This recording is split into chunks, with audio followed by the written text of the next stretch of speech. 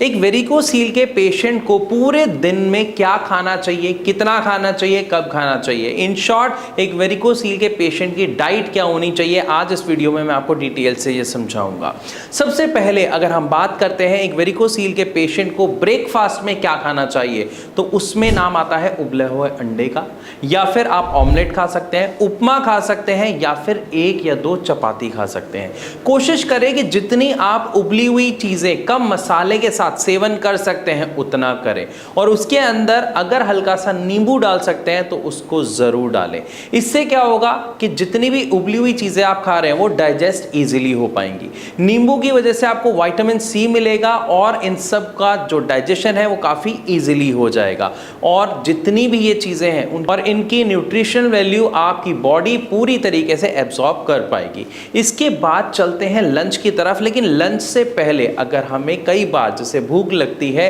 तो वहां पर क्या खाएं, ये बहुत कॉमन सवाल होता है हमारे पेशेंट्स का जो भारत होम्योपैथी में अपने ट्रीटमेंट के लिए आते हैं। तो वहां पर मैं आपको बता देता हूं कि दिन में अगर आप 10 से 12 के बीच में भूख फील करते हैं तो उस समय आप फलों का सेवन कर सकते हैं। फल का सेवन सबसे ज़्यादा फायदेमंद रहता है क्योंकि उसके अंदर फाइबर के साथ साथ जो उनकी न्यूट्रिशनल वैल्यू है ये दोनों ही आपके लिए बहुत फायदेमंद होती है। वो जो आपकी हल्की सी भूख होती है उसको शांत कर देती है, साथ ही साथ 100% बेनिफिट आपको प्रोवाइड करती है। क्योंकि खाना खाने से पहले अगर हम सैलेड खाते हैं या फ्रूट्स खाते हैं तो ये एपेटाइजर का काम करती है, यानी आपकी भूख को और बढ़ाती है, जिससे आप ठीक से खाना खा पाते हैं और वो इजीली डाइजेस्ट हो पाता है क्योंकि फलों के द्वारा ऑलरेडी आपके शरीर में फाइबर की मात्रा बढ़ जाती है। इसके बाद अगर हम बात करते हैं लंच की, तो लंच में आप दाल खा सकते हैं, सब्जी खा सकते हैं, चपाती खा सकते हैं, लेकिन चावल का सेवन बिल्कुल ना करें,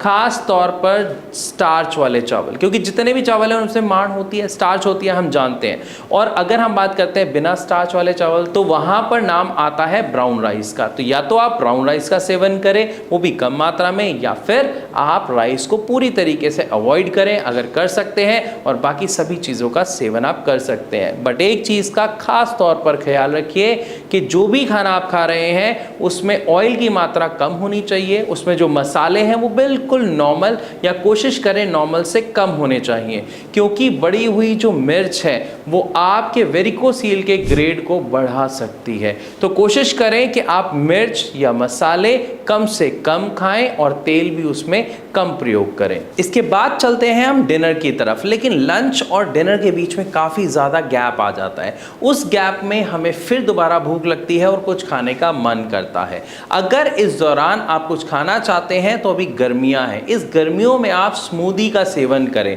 आप आम ले सकते हैं, आप केला ले सकते हैं, उसको दूध में डालें, उसकी स्मूदी बनाएं। ये हैवी भी होगा, साथ में आपके डाइजेशन में हेल्प भी करेगा और आपके पेट को ठंडा भी रखेगा, और साथ ही साथ जो भूख वाली समस्या है उसको भी काफ़ी अच्छे से ये कंट्रोल कर लेगा। इसके बाद जैसे ही हम आते हैं डिनर की तरफ, तो ध्यान रखिए डिनर में आपको कुछ भी भारी नहीं खाना है, आपको अवॉइड करना है। जैसे पनीर की सब्जी, छोले, राजमा, इनका सेवन आपको रात को बिल्कुल नहीं करना है। कोशिश करें आप दाल का सेवन करें, आप खिचड़ी का सेवन करें, या आप दलिए का सेवन करें। और दलिए में भी खास तौर पर अगर आप मोटे अनाज वाला दलिया लेते हैं, यानी मल्टीग्रेन वाला जो दलिया आजकल मार्केट में अवेलेबल है, आप उसे लाइए, उसका सेवन कीजिए। वो खाने में स्वादिष्ट होता है, साथ ही साथ फाइबर बहुत अच्छे होते हैं, और इसके साथ साथ उसके अंदर जो न्यूट्रिएंट्स होते हैं वो काफ़ी अच्छी मात्रा में होते हैं। तो ओवरऑल जो आपकी डाइट होगी वो हेल्दी होगी,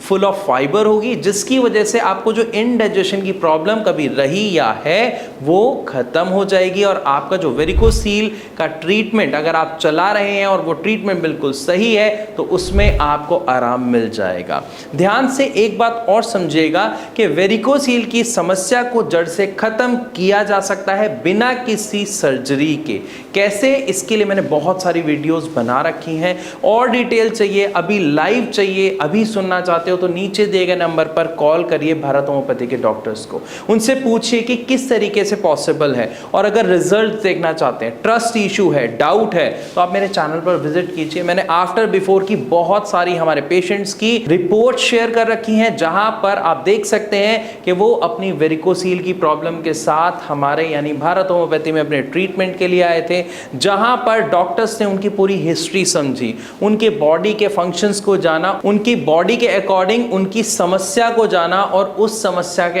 अकॉर्डिंग उनकी मेडिसिन को कस्टमाइज किया गया, जिसकी वजह से उनको बहुत ही शानदार रिजल्ट 2, 3, 4, 5 महीनों में देखने को मिले। क्योंकि अलग अलग व्यक्तियों की बॉडी अलग अलग तरीके से रिस्पॉन्स करती है, इसलिए किसी का 2 महीने में ही जो समस्या है वेरिकोसील की वो ठीक हो जाती है, किसी को 3 या 4 महीने लग जाते हैं। बट द बेस्ट पार्ट, जो होम्योपैथिक मेडिसिन होती हैं उनका कोई साइड इफेक्ट नहीं होता है, इसलिए एक पेशेंट बहुत ही खुश होके ये मेडिसिन का सेवन कर पाता है, साथ ही बिना सर्जरी के जब उसे अपनी समस्या को जड़ से खत्म करने का मौका मिल रहा है, तो मुझे लगता है आप भी उसको ट्राई करना जरूर चाहेंगे। तो अभी कॉल कीजिए भारत होम्योपैथी में और अपनी समस्या का जड़ से समाधान पाइए।